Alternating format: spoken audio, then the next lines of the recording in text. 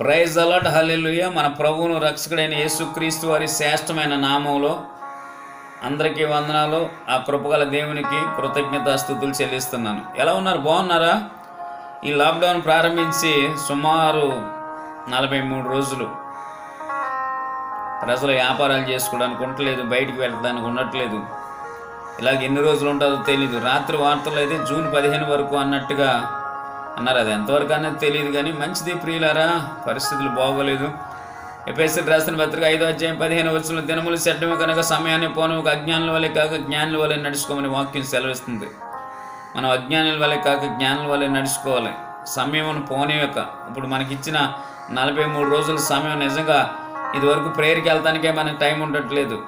ఇప్పుడు ప్రేయర్ చేసుకుందామంటే మందిరం లేదు, ఇంటికాడ అవకాశం ఉంది కనుక ఈ 43 రోజులలో ఎంతవరకు మీరు ప్రార్థనలో పాల్గొన్నారు, ఇంట్లోనే ఎంతవరకు బైబిల్ చదివారో నాకు తెలియదు. మహాపరిశుద్ధుడా, ప్రేమ కలిగిన తండ్రి, కృప కలిగిన యేసుప్రభా, ఉదయకాలం సమయం 7వ తారీఖు 5వ నెల 2020లో మమ్మల్ని ఇప్పటి వరకు నువ్వు కాచావు తండ్రి. ఎంతోమంది గనులు, బలమైన వారు, బలవంతులు తండ్రి వాళ్ళ ప్రాణాలు విడిచి వెళ్ళిపోతున్నారు. ఒకడు లోకమంతయు సంపాదించుకుని తన ప్రాణం పోగొట్టుకున్న వాడికి ఏం ప్రయోజనం? నా నిమిత్తం తన ప్రాణం పెట్టేవారు దాన్ని దక్కించుకునే వాక్యం సెలవిస్తుంది. ప్రభు, కరోనా వైరస్ వల్ల 210 దేశాలు, 29 రాష్ట్రాలు అతలాకుతలం అయిపోతున్నాయి తండ్రి. నాయన, భక్తులైన వారు, సేవకులైన వారు ఎంతోమంది కన్నీళ్లు విడుస్తున్నారు. వారందరి ప్రార్థన, మా ప్రార్థన మీరు ఆలకించి కరోనా వైరస్ నుంచి విడిపించండి తండ్రి. ముఖ్యంగా ఈ ఉదయకాలం ఈ వాక్యాన్ని సిద్ధపరచడానికి ఇచ్చిన అవకాశాన్ని బట్టి మీకు స్తోత్రాలు. నన్ను మరుగు చేసుకుని మీరు మాట్లాడమని, వినగలిగే చెవులు, గ్రహింపగలిగే హృదయం ప్రతి ఒక్క పెట్టికే దయచేయమని యేసు నామములో ప్రార్థించి మనల్ని అడిగి వేడుకుంటున్నాను తండ్రి, ఆమేన్. మంచిది మిక్కిలి ప్రియులారా, యోబు గ్రంథం 34వ అధ్యాయం 21వ వచనం ధ్యానించుకుందాము. ఆయన దృష్టి నరుల మార్గం మీద ఉంచబడి ఉన్నది, ఆయన వారి నడతలన్నీ కనిపెట్టుస్తున్నాడు. ఆయన దృష్టి నరుల మార్గముల మీద ఉంచబడి ఉన్నది, వారి నడతలన్నీ కనిపెట్టుతున్నాడు. ఆయన దృష్టి నరుల మార్గము మీద ఉన్నది. మనం ఎక్కడికి వెళ్తున్నాము, ఎలా వెళ్తున్నాము, ఎలా వస్తున్నాము అన్నీ ఆయన కనిపెట్టుతున్నాడు. ఇద్దరు తల్లిదండ్రులు వాళ్ళ పిల్లల్ని 4 ఉంటే వాళ్ళని కనిపెట్టడం చాలా కష్టమైన విషయం. వాళ్ళు ఎక్కడికి వెళ్తున్నారో, ఎలా ఉంటున్నారో, ఉదయాన్నే స్కూల్ కానీ వెళ్తారో, డ్యూటీ కానీ వెళ్తారో, పని కానీ వెళ్తారో, వచ్చే వరకు వాళ్ళు ఎక్కడెక్కడ తిరుగుతున్నారనేది తల్లిదండ్రులుగా ఎక్కడ చూసుకోగలరు? ఒక కుటుంబ యజమాని తన పిల్లల్ని చూసుకెళ్ళినప్పుడు భారతదేశం 130 కోట్ల ప్రజలు, 255 దేశాల్లో ఉన్న ప్రజలు అందరినీ దేవుడు ఎలా చూస్తున్నాడు అనే ఒక విషయం, ఒక ప్రశ్న మనకు వస్తుంది. అయితే ఆయన దృష్టి నరుల మార్గం మీద నుంచబడి ఉన్నది, ఆయన వారి నడతలన్నీ కనిపెడుతున్నాడండి. అందుకే వాక్యం సెలవిస్తున్న ప్రియులారా, 139వ సంకీర్తన. మీకు ఒకసారి ఇది చాలా సందర్భాల్లో చెప్పిన మాట. ఒకసారి 139వ సంకీర్తన మొదటి వచనం చదువుతాను. యెహోవా, నీవు నన్ను పరిశోధించి తెలుసుకుని ఉన్నావు. నేను కూర్చుండుట, నేను లేచుట నీకు తెలియను. నాకు తలంపు పుట్టక మునిపే నీవు నా మనసు గ్రహించి ఉన్నావు. దావీదు గారు రాసిన కీర్తన, భక్తుడైన దావీదు మాట్లాడుతున్న మాట, ఈ వాక్యం ద్వారా దేవుడు మనతో మాట్లాడుతున్న మాట, పరిశుద్ధాత్మ దేవుడు మనకి కోసం రాయించిన మాట. యెహోవా, నీవు నన్ను పరిశోధించి తెలుసుకుని ఉన్నావు. యెహోవా, నీవు నన్ను పరిశోధించి తెలుసుకుని ఉన్నావు. నువ్వు ఎక్కడికి వెళ్తున్నావు, ఎలా ఉంటున్నావు, ఏం చేస్తున్నావు, ఎలా ప్రవర్తిస్తున్నావు నీ తల్లిదండ్రులకే తెలియదు, నీ యజమానికి తెలియదు, నీ యజమానురాలికి తెలియదు, నీ బిడ్డలకు తెలియదు. కానీ నువ్వు అనుకుంటావు, పిల్లి పాలు తాగుతూ అనుకుంటుందంట, కళ్ళు మూసుకుని తాగుతూ నన్ను ఎవరో చూడట్లేదని. పిల్లి కళ్ళు మూసుకున్నంత మాత్రాన్ని ఎవరో చూడట్లేదు అనుకుంటే అది అవివేకం. అలాగే మనం కూడా చాలాసార్లు ఈ పిల్లిలాగే ప్రవర్తిస్తున్నాం. మనని ఎవరో చూడట్లేదు, మనం ఏం తప్పు చేసినా ఎవరో చూడట్లేదు అని అనుకుంటున్నాం. అందుకే యెహోవా, నీవు నన్ను పరిశోధించి తెలుసుకుని ఉన్నావు. నేను కూర్చుండుట, నేను లేచుట నీకు తెలియను. నా నడతను, నా పడకను నీవు పరిశీలించి ఉన్నావు. నా చర్యలన్నీ నీవు బాగుగా తెలుసుకుని ఉన్నావు.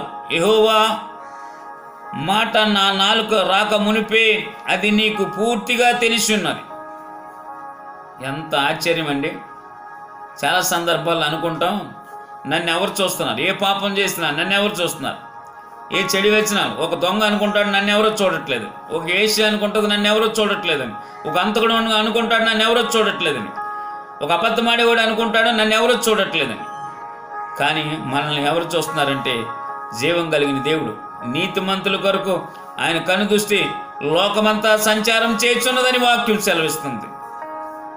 నీతిమంతుల కొరకు అంట ఆయన కనుదృష్టి లోకమంతా సంచారం చేస్తుందంట. ఆయన నీ నడక తెలుసు, నీ పడక తెలుసు, నువ్వు కూర్చుండడం తెలుసు, నువ్వు మాట్లాడటం తెలుసు, ఎలా ప్రవర్తిస్తున్నావో తెలుసు. మనం ఆయన దగ్గర నటించవసరం లేదు ప్రియులరా.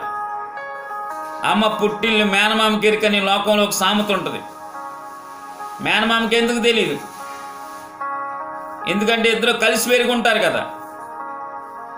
అలాగే మన గురించి ఆయన హస్తాలతో చేసుకున్న ఆయన, మన కోసం ఆయన ప్రాణం పెట్టిన ఆయన, మన కోసం రక్తం చిందించిన ఆయన, మన గురించి ఆయన గ్రహించడం. నా గొర్రెలు నా స్వరం వినుమని ఉంటుంది బైబిల్లో. యోహాను సువార్త 10:10 నేను గొర్రెలకి మంచి కాపరిని. కాపరి తన గొర్రెల కొరకు ప్రాణం పెట్టిన. ఈరోజు ప్రాణం పెట్టేవాళ్ళు ఎవరున్నారు? ప్రాణం పెట్టేవాళ్ళని నేను ఎంతో ప్రేమించాను, చివరి వరకు నీతోనే నడుస్తానని చెప్తూ ఉంటారు. కానీ ప్రాణాలు పెడతారా? ఆయన దేవుడు అయ్యుండి దేవుడితో సమాన భాగ్యం ఎంచుకోలేదు. కానీ ఆయనే రిక్తినిగా చేసుకుని దాసుడి స్వరూపము ధరించి సిలువ మరణం పొందినంతగా మన కొరకు ప్రాణం పెట్టిన యేసయ్యకి స్తోత్రం చెప్దాం. హల్లెలూయా. మంచిది. క్రీస్తునందు మిక్కిలి ప్రియులారా, యెహోవా నీవు నన్ను పరిశోధించి తెలుసుకుని ఉన్నావు. నేను కూర్చుండుట నేను లేచుట నీకు తెలియను, నాకు తలంపు పుట్టక మునిపే నీవు నా మనసు గ్రహించి ఉన్నావు. మంచిది ప్రియులారా, ఇంత స్పష్టంగా దేవుని వాక్యము చెప్తున్నది. మనం కూర్చుంటం తెలుసంట, మనం లేచటం తెలుసంట, మనం ఏమి చేసినా తెలిసినప్పుడు ఎందుకు మనం తప్పు చేస్తుంటే దేవుడు ఆపట్లేదు అనే ఆలోచన మీకు రావచ్చు. మంచిది, చూద్దాం. యెషయా గ్రంథం 54వ అధ్యాయం 54వ అధ్యాయం ఒకసారి చూద్దాం. యెషయా గ్రంథం 54వ అధ్యాయంలో ఇలా రాయబడి ఉంది ప్రియులారా. ఒక మాట చదువుతాను. ఆలకించుము, నిప్పులుది తన వృత్తికి తగినట్లుగా పనిముట్టు చేయు కమ్మరిని స్తుతించువాడు నేనే, నాశనం చేయటికై పాడు చేయవాడిని స్తుతించిన వాడు ఆయనే, నాశనం చేసేవాడిని కూడా చేసింది ఆయనే. దేవుడు కళ్ళుండి చూస్తలేదా? చెవులుండి వింటలేదా? కాళ్ళుండి నడవట్లేదా? యెషయా గ్రంథం 59వ అధ్యాయం మీకు ఒక మాట చదువుతాం, ఒకసారి చెప్తాను. రక్షింపనేరకుండానట్లు యెహోవా హస్తము కురసకారలేదు, విననేరకుండానట్లు ఆయన చెవులు మందం కాలేదు. మీ దోషములు మీకును మీ దేవునికి అడ్డుగా ఉన్నాయి. ఆయన హస్తాలు కురస కాలేదు, ఆయన చెవులు మందం కాలేదు. ఇంతమంది ప్రార్థన చేస్తున్నారు కదా దేశంలో, ఇంతమంది కన్నీళ్లు కారుస్తున్నారు కదా. మీ దేవుడేమాయనను ప్రజలు నన్ను అడుగుచున్నారని దావీదు చదివించినట్టుగా ప్రజలు ఈరోజు అడుగుతున్నారు. ఈ ప్రార్థనలన్నీ ఏమైపోయినాయి? ఈ స్వస్థతలు కలిగిన వాళ్ళు ఏం చేస్తున్నారు? దేవుడు అనుగ్రహంతో వచ్చిన రోగాన్ని ఎవరు ఏం చేస్తారు? దేవుడు అనుమతి తీసుకొచ్చింది. అనుమతి తీసుకురాకపోతే ఇన్ని రోజులు దాని ప్రభావం ఉండదు. ఎప్పుడో మందులు కనిపెట్టేవారు. ఆ మందులు కనిపెట్టే తెలివితేటలు ఇచ్చేది కూడా దేవుడే. ఈ మధ్యకాలంలోనే విన్నాం, ఇశ్రాయేల్ దేశంలో దాని గురించి మందు కనుక్కుంటున్నారని. ప్రార్థన చేస్తున్నాం ప్రియులారా, మీరు ప్రార్థన చేయండి. 43 రోజుల మట్టి ఇంట్లో ఉన్నాం కదా. ఇది వరకు మనకు మందిరానికి వెళ్తానికి సమయం లేదు. ఈరోజు సమయం ఉంది, మందిరం లేదు. మందిరానికి రాండి బ్రదర్, సిస్టర్, రాండి సిస్టర్. సమయాన్ని ఊరికే వృధా చేసుకోవద్దంటే మాకు సమయం ఎక్కడ ఉంటుందండి అయ్యగారు? మాకు ఖాళీ ఎక్కడ ఉంటుందండి? మాకు డ్యూటీలు అండి, మాకు పని అండి, మాకు ఉద్యోగం అండి అని చెప్పారు సాకులు. ఈరోజు ఉద్యోగం లేదు, 43 రోజులు మట్టి ఇంట్లో ఉంటున్నాం. నువ్వు మందిరానికి రావాలని మనసు ఉంది, కానీ నీకు మందిరం లేదు. అందుకే దీపం ఉండగానే ఇల్లు చక్కబెట్టుకొని ఒక మాట ఉంటుంది. దీపం ఉండగానే చక్కబెట్టుకోవాలి ప్రియులారా. దేవుని వాక్యం ఉండగానే దాన్ని వెతకాలి. యెహోవా ఉత్తమమైన రుచి చూసి తెలుసుకోండి అని వాక్యం సెలవిస్తుంది. ముఖ్యంగా ఒక వాక్యాన్ని మీకు జ్ఞాపకం చేస్తాను ప్రియులారా.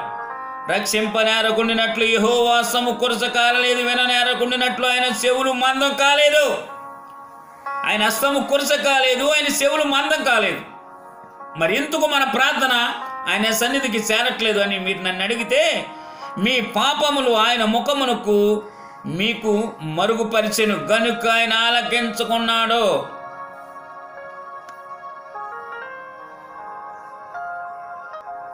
ఆయన హస్తము కురస కాలేదు, విననేరకుండానట్లు ఆయన చెవులు మందం కాలేదు. పాపాలు, మన పాపాలు ఆయనకు అడ్డుగోడగా ఉన్నాయని వాక్యం సెలవిస్తుంది. చాలామంది అంటారు, నేనేం పాపం చేశాను, నేను ఎవరికి అన్యాయం చేయలేదే, నేను ఎవరికి బాధ పెట్టలేదే. ఆజ్ఞాతిక్రమమే పాపం. నిన్ను వల్లే నీ పొరుగు వారిని ప్రేమించకపోవటం పాపం. నీ తల్లిదండ్రులని గౌరవించకపోవటమే పాపం. నీ యజమానుల దగ్గర విధేయత చూపించబడటమే పాపం. అతిక్రమములు దాచిపెట్టేవాడు వర్దెల్లడు, కానీ ఆయన ఒప్పుకుని విడిచిపెట్టేవాడు కనికరం పొందుతాడని సామెతల గ్రంథం సెలవిస్తుంది. అతిక్రమములు దాచిపెట్టేవాడు వర్దెల్లడంట. అతిక్రమం చాలామంది అంటారు, ఏంట్రా ఎక్కువ చేస్తున్నాం అంటారు కదా. అతిక్రమములు దాచిపెట్టేవాడు వర్దెల్లడు. రక్షింపకుండా ఆయన హస్తం కొరస కాలేదు, ఆయన చెవులు మందం కాలేదు. మనం చేస్తున్న ప్రార్థన ఎందుకు వెళ్ళట్లేదు? ఇర్మియా గ్రంథం 33 అధ్యాయం 3వ వచనం ఏం సెలవిస్తుందంటే, నీవు నాకు మొర్రపెట్టుము, నేను నీకు ఉత్తరం ఇస్తానని వాక్యం సెలవిస్తుంది. ఎంతమంది ప్రార్థన చేస్తున్నారు భక్తులైన వారు, ఎంత కన్నీళ్ళు కారుస్తున్నారో తెలుసా మీకు? ప్రజలు ఎంత సమస్యతో ఉన్నారు. ఈ కరోనా వైరస్ వల్ల శాంతి లేక, సమాధానం లేక, నెమ్మది లేక, దుఃఖంతో, వేదనతో మీ దాకా రాలేదు కనుక దాని విలువ మీకు తెలియట్లేదు. కరోనా వైరస్ వచ్చి ఒక వ్యక్తి చనిపోతే ముందుకోవడానికి కూడా అవకాశం లేదు. ఒక కుటుంబంలో ఒక యజమానికి ఆ వ్యాధి వస్తే కుటుంబంలో ఉన్న వ్యక్తులందరినీ తీసుకుపోతున్నారు. ఏడిస్తే దూరంగా ఉండి వేడాలి తప్ప మీద పడి ఆడటానికి అవకాశం లేదు. ఇంట్లో ఒక వ్యక్తికి వస్తే ఆ వ్యాధి అందరినీ, ఎంతమందిని అయితే కలిసారు అందరినీ తీసుకెళ్తున్నారుగా. ఎంత బాధాకరమైన విషయాల్లో మనం ఉన్నాం. ఎంత భయంకరమైన పరిస్థితుల్లో మనం ఉన్నాం ఒకసారి ఆలోచిస్తున్నారా? ఎన్నోసార్లు దేవుడు నీతో మాట్లాడుతున్నాడు. 1 అధ్యాయం 24 వచనం ఏం సెలవిస్తుందంటే, నేను పిలవగా నువ్వు వినకపోతు, నేను చేయి చాపుగా నువ్వు లక్ష్య పెట్టకపోతు, నేను చెప్పిన బోధ ఏది వెనక నువ్వు త్రోసివేసిస్తావు. మంచిది ప్రియులరా. రక్షింపనేరకుండానట్లు యెహోవా హస్తము కురస కాలేదు, విననేరకుండానట్లు ఆయన చెవులు మందం కాలేదు. మీ దోషములు మీ దేవునికి అడ్డుగా వచ్చెను, మీ పాపములు ఆయన ముఖమును మరుగుపరిచెను. దోషములు అడ్డుగా వచ్చినాయి అంట, పాపములు ముఖము కప్పిని అంట. ఆయన ముఖము మన పాపాలు కప్పేసినాయి, మన దోషాలు ఆయనకు అడ్డుగా వచ్చినాయి. అందుకే మనం ఎంత ప్రార్థన చేసినా మన ప్రార్థన ఆయన సన్నిధికి చేరట్లేదు. ఆయనేమో మనల్ని నడతల్ని కనిపెట్టుచున్నాడు. మరి కనిపెట్టుతున్నప్పుడు ఎందుకు ఆపటలేదు అని మీరు నన్ను అడగొచ్చు. చూద్దాము. ద్వితీయోపదేశ కాండము 11వ అధ్యాయము ఒకసారి చూస్తే ప్రియులారా 26వ వచనం నేను చదువుతాను. చూడుడి, నేడు నేను మీ ఎదుట దీవెనను శాపమును పెట్టి ఉన్నాను. నేడు నేను మీ ఎదుట దీవెనను శాపమును పెట్టి ఉన్నాను. నేడు నేను మీకు ఆజ్ఞాపించు మీ దేవుడని యెహోవా ఆజ్ఞలను మీరు విని నీడల దీవెనయు, మీరు మీ దేవుడని యెహోవా ఆజ్ఞలను వినక నేడు నేను మీకు ఆజ్ఞాపించు మార్గమును విడిసి మీరెరగని ఇతరులను అనుసరిస్తే శాపము వచ్చిననుంది. దీవెన శాపం దేవుడు మన ఎదురుగుండా పెట్టాడు. ప్రతి ఒక్కళ్ళు శాపాన్ని ఎన్నుకుంటున్నారు, కానీ దీవెన్ని ఎవరు ఎన్నుకుంటలేదు. దేవుడు ప్రతిదీ ఆపుతాడండి. ఒకరోజు మీకు మొన్న కూడా ఒక సందర్భంలో చెప్పాను, తల్లిదండ్రులు ఎంతవరకు మన చుట్టూరు కాస్తూ ఉంటారు. అసలు ఎవరో ఒకళ్ళు అడిగారులే, దేవుడికి ఆ ఆదాము అవ్వల్ని తయారు చేసిన తర్వాత ఆ ఏదోను వనంలో పెట్టిన తర్వాత ఆ ఆ మంచి చెడ్డలు తెలివినిచ్చే వృక్ష ఫలము తినవద్దు అని చెప్పాడు. అసలు చెట్టుని పెట్టకుండా ఉంటే ఏ ప్రాబ్లం ఉండేది కాదు కదా. మరి అవ్వమ్మ వెళ్ళి ఆ పండు కోసుకుంటాం దేవునికి తెలుసా తెలియదా అని అడుగుతున్నారు. దేవునికి సమస్తము తెలుసు. నువ్వు కూర్చుండుట, నువ్వు లేచుట, నీకు తలంపు పొట్టక మునిపే నిన్ను గ్రహించున్నాడు. ఆశీర్వాదమును శాపమును ఎదురుగా పెట్టాడు దేవుడు. ఎన్నిసార్లు గద్దించడంలో పన్నవాడు హఠాత్తుగా కోల్తాడని సామెతల గ్రంథం 29వ అధ్యాయం మొదటి వచనం చదివిస్తుంది. దేవుడు గద్దిస్తాడు, బుద్ధి చెప్తాడు, క్రమంలో పెడతాడు. యెహోవా 7 ఏండ్లు వారిని మిద్యానీయులకు అప్పగిస్తారు. తల్లిదండ్రుల దగ్గర పిల్లల మాట వినకపోతే స్కూల్ మాస్టర్ దగ్గర తీసుకెళ్ళి చెప్తే, తల్లి అయ్యా 4 తగలనివ్వండి, వీడి మాట వినట్లేదు అంటే తల్లికి బిడ్డ మీద కోపమా? మీరు అడగొచ్చు, ఏంటి దేవుడి శత్రువులకి ఎందుకు ఈ ప్రజలను అప్పగించారని మీరు నన్ను అడగొచ్చు. ఇక్కడ మాట అప్పగించడం అనే దానికి చాలామంది దైవజనులు చెప్తూ ఉంటారు, వాళ్ళు అప్పగించుకోలేరు. సేవకులకి అప్పగించుకోవాలి, సమర్పణ కలిగి ఉండాలి. కొంతమందికి అప్పగించుకుంటాం చేత కాదు. మేమేమి ఆదావులు, మాకు తెలిసినంత ఎవరికీ తెలియదు. గమనించండి ప్రియులారా, మిద్యానీయులు ఇశ్రాయేలీకి శత్రువులుగా ఉన్నారు. అక్కడ వాళ్ళు ఇశ్రాయేలీలు కష్టపడి పండించుకున్న పంటలు కూడా వాళ్ళు వచ్చి తీసుకెళ్ళిపోయారు. చూడు, చదువుతాను 3వ వచనం, 6వ అధ్యాయం 3వ వచనం. ఇశ్రాయేలీలు వారిని మిద్యానీయులకు అప్పగించాను. మిద్యానీయులు చెయ్యి ఇశ్రాయేలు మీద హెచ్చుగా ఉండేను కనుక వారిని మిద్యానీయులు ఎదుట నిలవలేకపోయారు. దేవుని ప్రజలు నిలవలేకపోయారు శత్రువులకు అప్పగించినప్పుడు. దేవుడు మాకున్నాడు, మాకేంటి భయము? చాలామంది డబ్బు మాకుంది, మాకు భయము, మాకు బలం ఉంది, అన్నీ ఉన్నాయని ప్రతి ఒక్కరు విర్రవీగుతూ ఉంటారు. దేన్ని బట్టి విర్రవీగుతున్నావు? నీ డబ్బుని బట్టా, నీ ధనాన్ని బట్టా? నీ డబ్బుని ఆస్తి అక్కడికి రాదని వాక్యం సెలవిస్తుంది. ఈరోజు నీ తెలివితేటలు ఏం చేస్తున్నాయి? బయటికి వెళ్తానికి ఉపయోగపడట్లేదు. నీ బలం ఏం చేస్తుంది? బయటికి వెళ్తానికి ఉపయోగపడట్లేదు. నీ జ్ఞానం ఏం చేస్తుంది? చదువు అన్నావు. ఏదడిగిన ప్రేయర్కి రాలేదంటే చదువు అండి, ప్రార్థనకు రాలేదంటే ఉద్యోగం అండి, ప్రార్థనకు రాలేదంటే పనులండి. ఇప్పుడు ఏం చేస్తున్నాం? ఇంట్లోనే కూర్చున్నాం 43 రోజులు బట్టి. లాక్డౌన్ ప్రారంభించిన తర్వాత ఇంకా ఎన్ని రోజులు? జూన్ 15 వరకు ఉంటుందని చెప్తున్నారు వార్తల్లో. ఇది ఇప్పుడు ఈ సంవత్సరం అంతా ఉండేలా ఉంది చూస్తుంటే. రోజుకి కేసులు పెరుగుతున్నాయి కానీ తగ్గట్లేదు. ఏం చేయాలో తెలియని పరిస్థితి. 1వ వచనం 34:21 యోబు గ్రంథం. ఆయన దృష్టి నరుల మార్గం మీద ఉంచబడి ఉన్నది, ఆయన వారి నడతలన్నీ కనిపెట్టుచున్నాడు. ఆయన దృష్టి నరుల మార్గం మీద ఉంచబడి ఉన్నది, ఆయన వారిని కనిపెట్టుచున్నాడు. మరి కనిపెట్టుచున్నప్పుడు యోబుకి ఇన్ని ఇబ్బందులు వస్తే దేవుడు ఏం చేస్తున్నాడు? 34:10 యోబు గారు అంటున్న మాట, విజ్ఞానం గల మనుషులారా నా మాట ఆలకించండి. విజ్ఞానం గల మనుషులారా చెప్తున్నాడు, విజ్ఞానం గల మనుషులారా నా మాట ఆలకించండి. దేవుడు అన్యాయం చేయటం అసంభవం, సర్వశక్తుడు దుష్కార్యం చేయటం అసంభవం. ఆయన రాస్తున్న మాట, ఆయన దృష్టి నరుల మార్గం మీద ఉంచబడి ఉన్నది, ఆయన వారి నడతలన్నీ కనిపెడుతున్నాడు. మన నడతలన్నీ కనిపెడుతున్నాం. ఎలా ప్రవర్తిస్తున్నాం, ఎలా ఉంటున్నాం, ఏం చేస్తున్నాం, సమస్తం ఆయనకు తెలుసు. నన్ను ఎవరో చూడట్లేదని నువ్వు అనుకుంటున్నావు. ఆదికాండం 16వ అధ్యాయంలో 8వ వచనంలో ఆగార్ అని ఒక ఆమె ఉంటుంది. తన యజమానురాలు తన కష్టపెడుతుంటే ఆమె దాసిగా వచ్చిన ఆమె యజమానురాలు అయిపోయింది. ఈ ఆగారు ఎప్పుడైతే ఈవిడ యజమానురాలు అయిందో ఆమె యజమానురాలనే చూసినప్పుడు నీచంగా కనబడ్డదంట. కొంచెం విర్రవీగిపోతుంది. కొంతమందికి, చాలామందికి ఏమీ ఉండదు. కొంచెం వచ్చేసరికి భూమి మీద ఎక్కడ ఆగరు, అబ్బో మాకున్నట్టు ఎవరికి లేదంట. చూపిస్తాను ఆ మాట కూడా. ఆదికాండం 16వ అధ్యాయంలో చూద్దాం ప్రియులరా. ఆదికాండం 16వ అధ్యాయం చూసినట్లయితే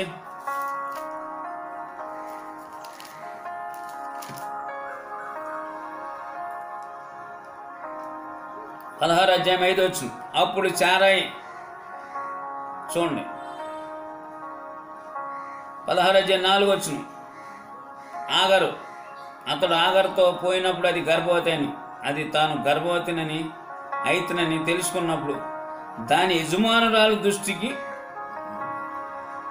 తాను గర్భవతిని తెలుసుకున్నప్పుడు దాని యజమానురాలు దాని దృష్టికి నీచురాలైందంట.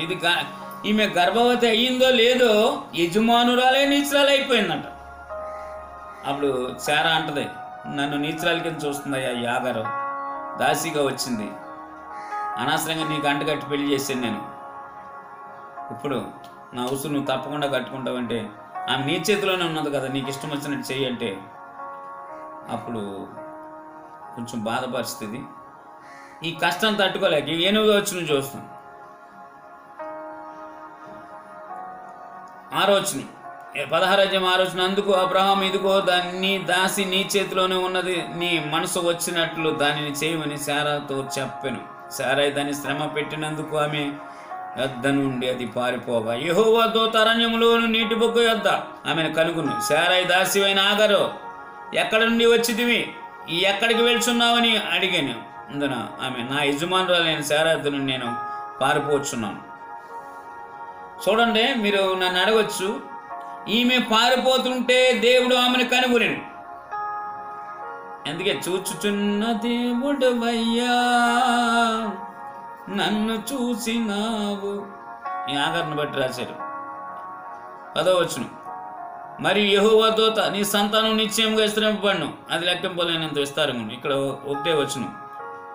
13వ వచనం చదువు. అది చూచుచున్న దేవుడు నీవేనని పేరు తనతో మాట్లాడిన యెహోవాను పెట్టెను. తనతో నీ నడక, నీ పడక, నీ కనుదృష్టి సమస్తం చూస్తున్నాడు ఆయన. యోబు పడుతున్న బాధలన్నీ దేవుడు చూస్తున్నాడు, కానీ దేవుడు పరమేశ్వరంతోనే యోబు దగ్గరికి ఆ రోగం వచ్చింది, అపవాదిని పంపించాడు. యోబు గ్రంథం చూద్దాం. వాడు లేడు, నిష్కారణముగా అతనిని పాడు చేయటకు నీవు నన్ను ప్రేరేపించితివి. యథార్థంగా ఊరికే లేడయ్యా, నువ్వు ఇచ్చిన ఆస్తిని బట్టి, అంతస్తుని బట్టి సమస్తమును ఇచ్చావు కనుక సమృద్ధిగా ఆయన చుట్టూరు నువ్వు కంచి చేసావు, అందుకే దేవుడా దేవుడా అంటున్నాడు అని అంటే అపవాదికి దేవుడు పర్మిషన్ ఇచ్చాడంట. నీ ఇష్టం, ఏమైనా చెయ్యి, కానీ ప్రాణం జోలికి వెళ్ళకు. అరికాలు మలుకుని నడినెత్తి వరకు కుళ్ళుతోనూ గాయములతో యోగు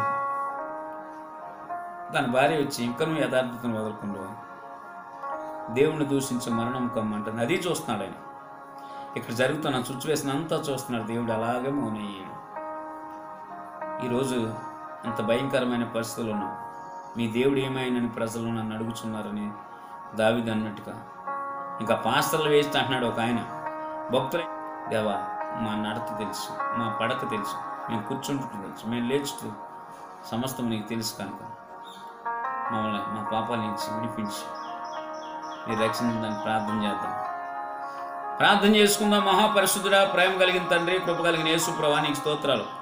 ఈ ఉదయకాలం సమయం మరొకసారి నీ పాద సన్నిధికి వచ్చాం ప్రభా. మేమేమై ఉన్నామో కేవలం నీ కృప ఉన్నాం. నీ కృప, నీ దయ, నీ ప్రేమ, కరుణ బట్టి వందనాలు స్తోత్రాలు చెల్లిస్తున్నాం ప్రభా. మమ్మల్ని ఆధ్యాత్మికంగా బలపరచండి, స్థిరపరచండి.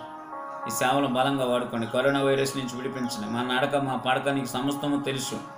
శాపాన్ని, ఆశీర్వాదాన్ని తండ్రి నాయన మీరు మాకు ఎదురుగా పెట్టారు. మేము ఎన్నుకున్న దాన్ని బట్టి మేము ఉగ్రతను పొందుతున్నాం, కానీ అదే ఆశీర్వాదాన్ని తీసుకుని మాట శ్రద్ధగా ఈ శాపములన్నీ వచ్చినాయి తండ్రి. ద్వితీయోపదేశకాండం 28:16 శాపములు 1 నుంచి 16 వరకు ఆశీర్వాదం ఉంచున్నాం.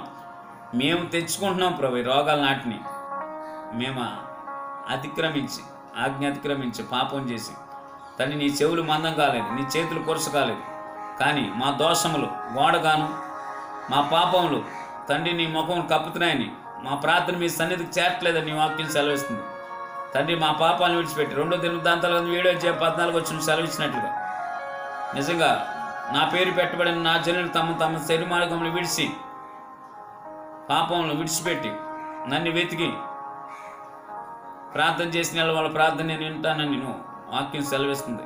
మా ప్రార్థనలు విని కరోనా వైరస్ నుంచి విడిపించి ప్రజలను కాపాడి పొందమని యేసునామములో ప్రార్థించి మనల్ని అడిగి వేడుకుంటున్నాం తండ్రి. ఆమేన్, ఆమేన్, ఆమేన్. అందరికీ వందనాలు. మంచిది కృష్ణాంత మిక్కిలి వీళ్ళారా, ఈ వాక్యం విని మీ స్పందన తెలియజేయండి, కామెంట్ చేయండి, షేర్ చేయండి. మంచిది. అందరికీ వందనాలు.